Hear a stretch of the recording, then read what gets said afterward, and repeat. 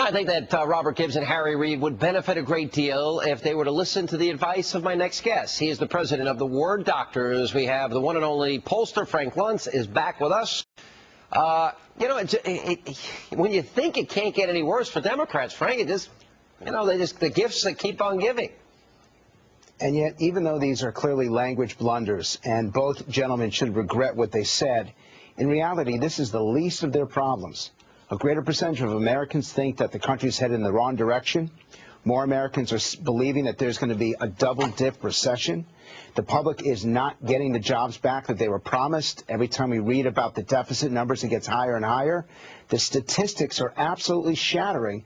And the latest numbers that I've seen, the generic ballot between Republicans and Democrats, give the GOP a 5.6% lead.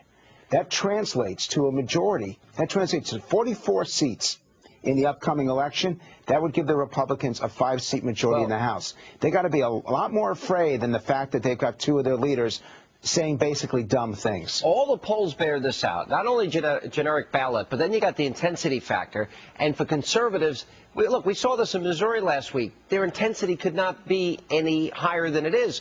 And it seems like the emerging strategy of the Democrats is, number one, don't admit that they voted for the stimulus, don't run on their record, demonize Republicans, divide along racial lines, and then blame Bush. And polls now are proving the blame Bush strategy, isn't working for a president that ran on change, said he could do better, has been in the office nearly 2 years, and is whining repeatedly about George Bush. It's now becoming fairly pathetic.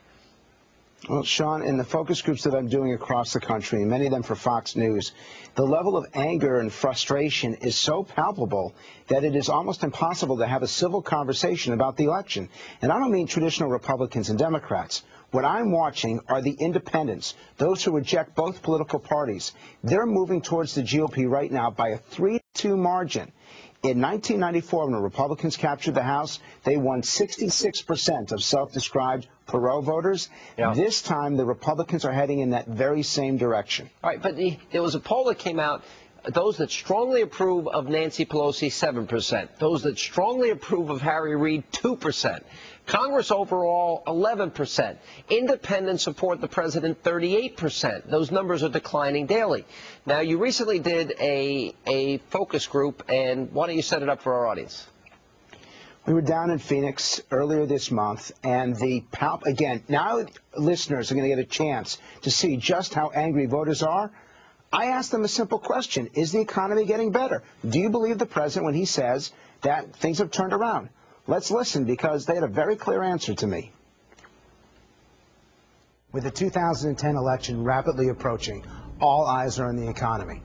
The Obama administration has a lot at stake in demonstrating that the recession is over, or at least that the economy is getting better. So let's ask the people of Arizona. You all have 3 congressional races that are clearly up for grabs, and a Senate race. How many of you would believe, with the Obama administration, that the recession is over? Raise your hands. Not one of you. I can hear the crickets. You're a businessman. It's not over yet? It's not over. We need banks to start lending. We need the federal government to be more sensitive about corporate America. And we need to take care of our debt. It's not over yet? I hope it gets over in my lifetime. No, it's not over yet, but the government needs to quit spending. Our tax system that we have right now is very repressive. Something like the fair tax may be a possibility, but not the way we have it now. I'm unemployed right now. Been unemployed for 6 months, longest I've ever been unemployed. It's not getting better for me. I can't find a job. Frank, we got new numbers to add to what they said, and very perceptive, once again, focus group on your part. But youth unemployment has never been higher. We just had this week the highest loss of jobs that we've had since February.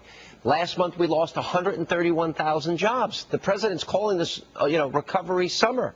It just, and taking vacations that are as extravagant as any president in our lifetime.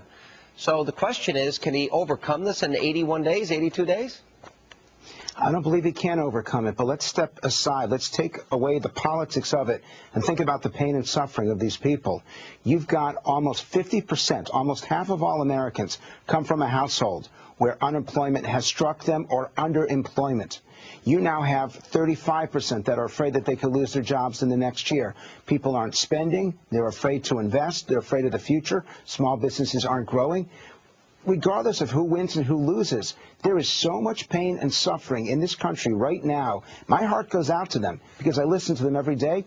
What I wonder is, are the politicians in Washington hearing this? Does Speaker Pelosi, does Majority Leader Reid understand just how much damage was done in California and done in Nevada? They don't have the courage to go out among the people of this country and hold town hall meetings anymore.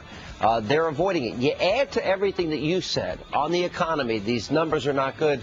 You add to that the Maxine Waters ethics trial, the Charlie Rangel's ethics trial, Blagojevich, add to that Sestak, which we just covered in the last segment, and you got yourself a prescription for perhaps a change in historic election if this stays the way it is. We got 82 days to go, Frank.